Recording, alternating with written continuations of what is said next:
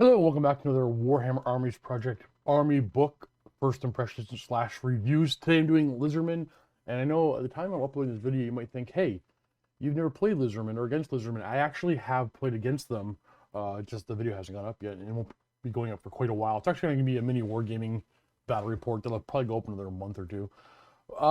So my gut on this book here, first read through, felt very samey as 8th edition, not seeing a whole lot of differences other than a couple of added things like the blessed spawnings. I'll explain that in a bit.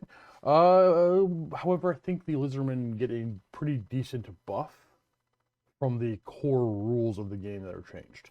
So let's just go over what I think. So again, we're going to avoid special characters because in my opinion, they're not meant to be balanced. Some of them are overpowered, some of them are underpowered, and they're all kind of a narrative thing. I'm going to come back to this video. I'm going to watch my own video in about 6 months to a year, depending on how well I feel I have understood the Lizardmen, and then give a proper review and see if I agree with myself on this video.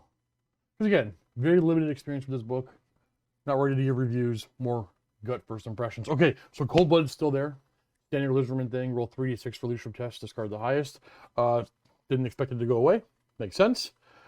Predatory Fighter, I see, has a fix. Not a fix, more of a clarification. Not even a clarification.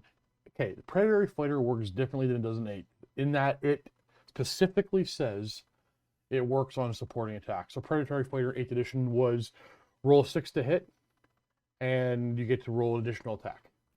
However, the way the rules worked in 8th edition, you could never get more than one attack from second or subsequent ranks. So supporting attacks rule to supersede Predatory Fighter, though I don't think that was ever intended. I kind of feel like Games Workshop always intended Predatory Fighter to work for every rank, but then they ratted and clarified that it didn't, which didn't make sense. So when you rolled your attacks with your Lizardmen, you had to roll your front rank, and then you had to roll your second rank, even though they're hitting and wounding on the same, because the front rank can explode on 6s. Now, everybody gets it. Positive change. Not because it's stronger, it's just because you need to roll your dice at once, which is like, thank you, Matthias, thank you. Slan about the same. Oh, they gain the ability to swap spells. Now, this is an old rule from, I think, 5th edition. I don't even know if it existed in 6th edition, where if there's 2 Slan on the field, they could swap spells amongst themselves, though that's just never going to happen in a battle report reasonably. I'm going to scroll down to, I guess, magic stuff next before we talk about units. Well, actually, no. There is something worth talking about beforehand. Is the... Oh, okay, for lore high magic, the same... Is it more or less useful for a Lizardman in WAP? I'm not sure. I don't know if I'll be using lore of high magic. Yeah, so that is something I'm going to come back to, hopefully, and see how often I use lore. I believe I'll be using light a whole lot more with my Lizardmen. In fact, my opponent used light against me, and I saw the synergies right away. Now, light and Lizardmen have always had pretty good synergies. I just never thought they were, for my playstyle, worked all that well. Though I can definitely see myself using light moving forward. Or Wandering Liberations, that's still a thing. So Lore High Magic, about the same. I just don't know whether or not I'm going to be using it. Okay, so the Sacred Spawnings.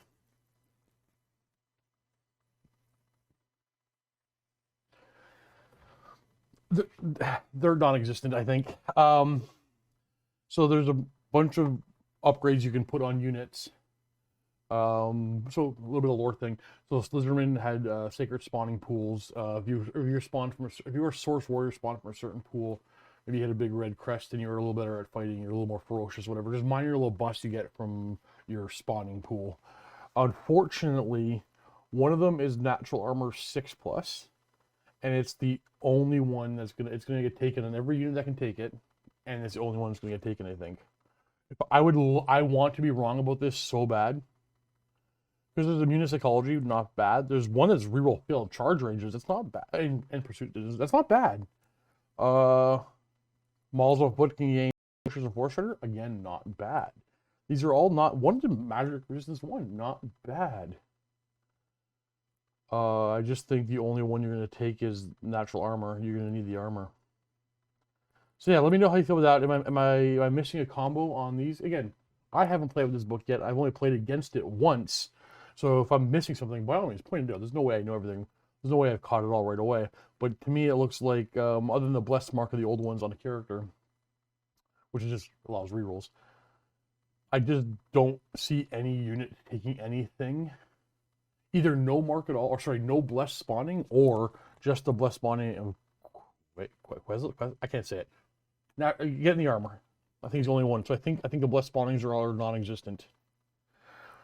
Discipline of the old ones have been slightly tweaked to match the current edition of the game. I can't remember what was the ones I was looking at. Unfathomable presence got reduced in point cost to be reasonable. I thought there was one that was standing out. No, maybe not. Oh, the focus rumination. Once per match phase, you may add an additional 3 dice to a casting attempt.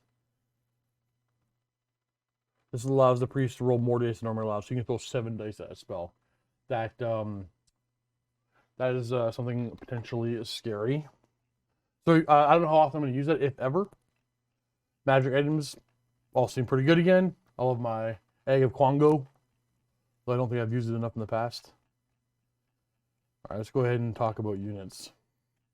Let's skip past characters here. So Slan Mage Priest, about the same as before. Still going to use it like crazy. Still my mode of play. Big old scary wizard. That's also a BSB, so it's going to be my go-to. Source Old Blood on Carnosaurs. Now, they didn't have problem getting decent armor saves in the past. It's even easier now that both models have natural armor.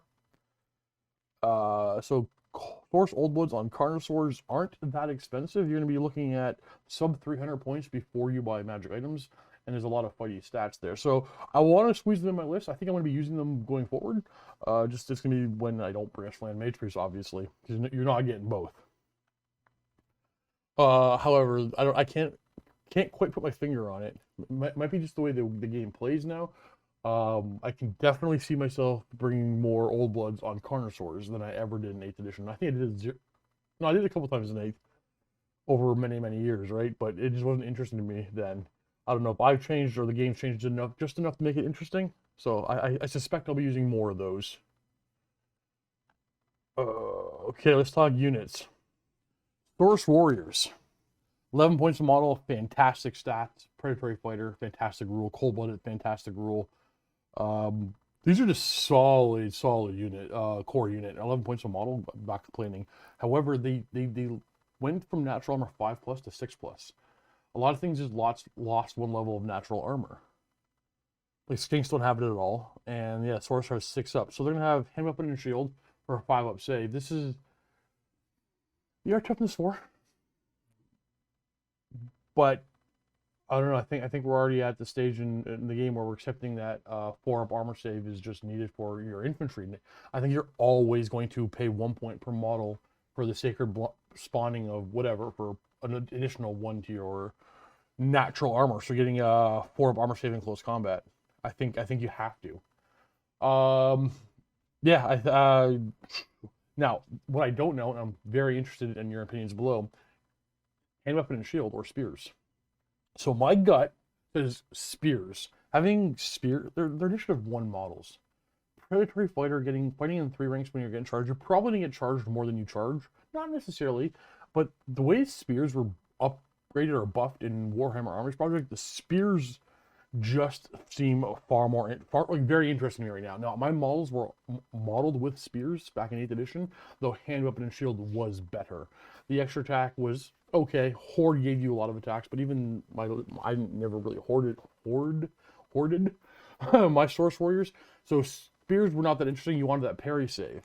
But now that spears are +1 strength when charged by a bunch of things, the extra rank with Predatory Fighter, I really like spears. However, on the flip side, because ward saves now stack, the Engine of the Gods handing out 6-up ward save, hand weapon and shield, with a 5-up parry is also very interesting. I do not know which one I like more. So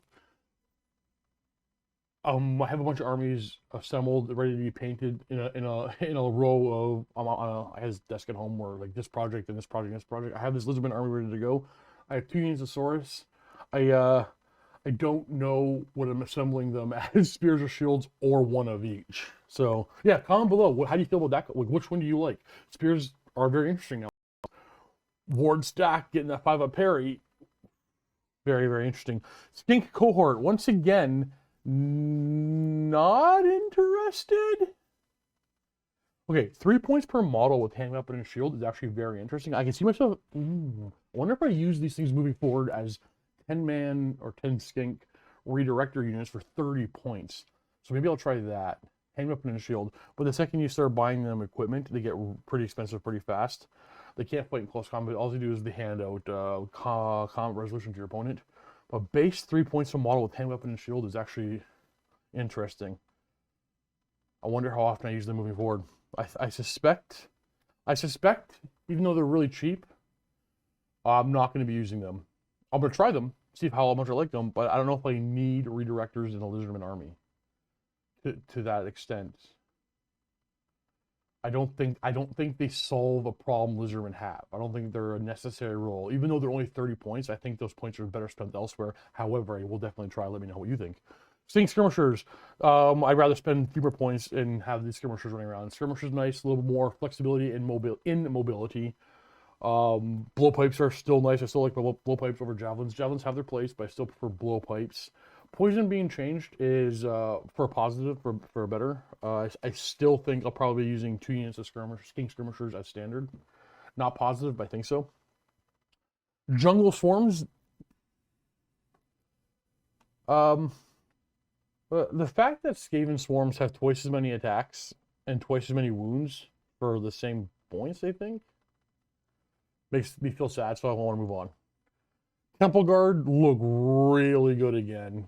Now that your Slan's not going to kill its own Temple Guard every time you miscast, guaranteed, almost every time, Temple Guard look really interesting. They have their natural armor 5-up, and they come with light armor and shield and the pole arm, like already solid. 2 attacks per model, otherwise source stats with initiative 2. Sacred Duty, good armor save, 2 attacks base. Wait, all source are 2 attacks base, right? Yeah, 2 attacks base for everybody. Yeah, that was, so yeah,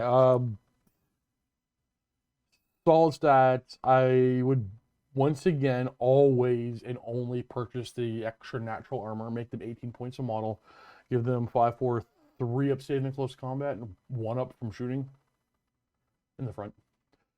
Yeah, no, must have all time. I'm gonna bring this unit. It's really good. Cold One Riders. I don't know why Matthias does this. I don't get it. I would love to talk to him.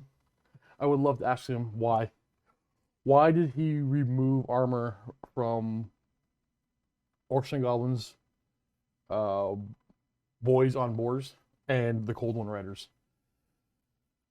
They have natural armor 5-up. That's combining the Mount's natural armor 6-up and the Riders 5-up. Or sorry, 6-up, 6-up. So 5-up natural armor. And they have shield. Cav at 24 points a model for a 4-up armor save. Like with all the shooting that's in Warhammer Armies Project and all the magic missiles and they're just too, they are far too easy to kill. Even with toughness 4-up armor save is it's not going to cut it at all. Now you can pay 2 points per model because they're cabins and infantry to upgrade them with a blessed spawning to get that +1 armor save. So you can pay 26 points a model for a 3-up armor save. Now there is another blessed spawning one that's like give devastating charge. That would be so interesting on this unit. I might consider myself using another blessed spawning, except you cannot run Cold One Riders with a 4-up armor save. This is not going to work. So that one's kind of really disappointing. Croc cigar at only 43 points a model, 43 points a model, and 1 point for the blessed spawning upgrade additional armor. Leave a 5-up. Wait, wrong one. Yeah, leave a natural armor 5-up. Pay 1 more point per model, make it a 4-up. I would every time. So 44 points a model for strength 5 great weapons with Predatory Fighter. Now they're gonna Predatory Fighter means you have to overrun, like you're overrunning. Oh, sorry, it's gonna be 3 points a model to upgrade, so it's 46 points.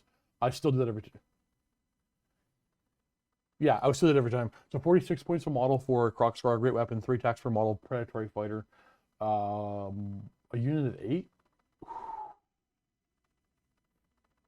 Now the hordes are not on the table. Like, it's a terrifying. Like, this unit just got innately buffed by the core rules of the game, and the fact that we're seeing different types of units on the table. So yeah, 8 croc scores. I'm going to be doing that. Chameleon skinks, still love them. I might use them. No, I'm definitely going to be using them more in WAP than I did in 8. Hornman Riders are back, but I don't care. Now, the next couple are interesting. I don't get this one whatsoever. Pterodon Riders and Riperdactyl Riders. I didn't really use them in 8. They were a really good 5th and 6th edition. Well, Pterodon Riders were really good in 5th and 6th. Even 7th. They didn't really have a purpose, in my opinion, in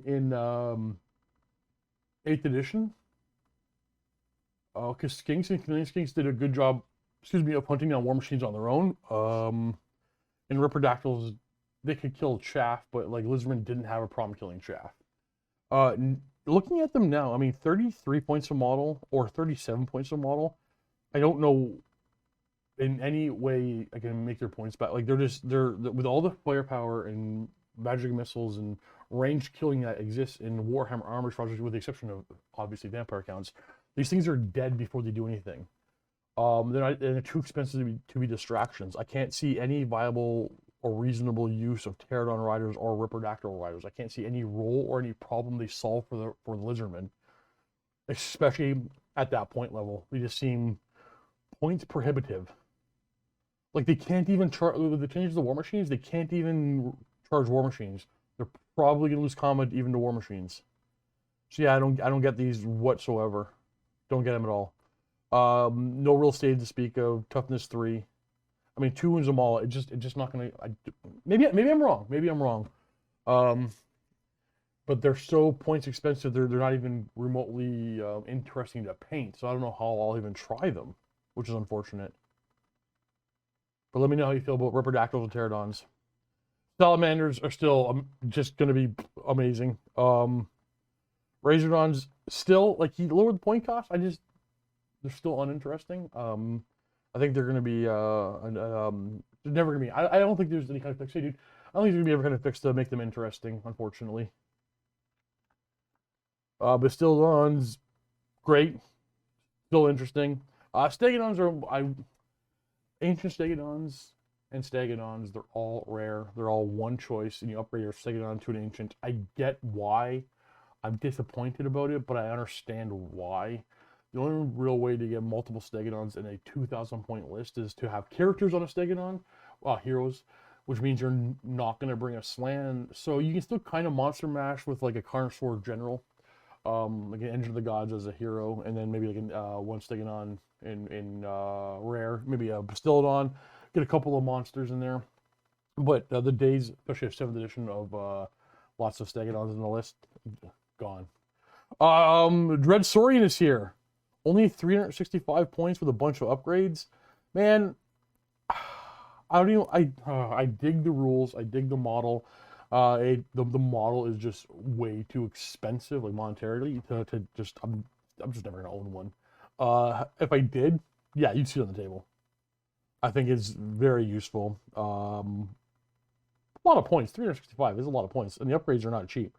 But it looks like it's a lot of fun, but yeah. And then we have a Kodal. I think I'm pronouncing that correctly, another new model. I don't know what model is expected to be used here. I've recently discovered a few more, like My Mini Factory, places where you can buy STLs for like custom models. I haven't found the Kodal yet, but if anybody knows a place to buy this particular file or a model that works as this model, like a miniature I can use in the game, I will use this model. Stats aren't fantastic. It's 200 points. Some cool special rules, but the idea of it and the art is really cool. So yeah, I'm happy about that. So let me see. Oh, we're over. My overall opinion here is my lists are not going to be that different than they were in 8th edition when I start playing my Lizardmen once again. I think every unit that can purchase Natural Armor 6 up is going to and has to. The other blessed spawns are just less spawnings are just not going to get used. It's really disappointing. Riperdactyls and Pterodons, not too expensive to use, and we'll see more chameleon skins and more croc cigars on the table. That is my predictions. Otherwise, a very similar list as 8th edition. Plays very similar. Almost no change in that regard. What I mean is, if I still have my old Lizardmen army, I wouldn't even have to add to it. That's how I'd play them every time. However, I will add a bunch of Cold One Knights or Cold One Riders to my army going forward, because I need to play them repeatedly and show that the 4-up armor save just doesn't cut it for Cav. Stay tuned for the next one. Comment below what you want the next review to be. It'll be up on Sunday. What's today? Tomorrow? If you're watching this today, I release this. You know, Battle Rappers going up tomorrow. Thanks for watching, everybody. Happy wargaming.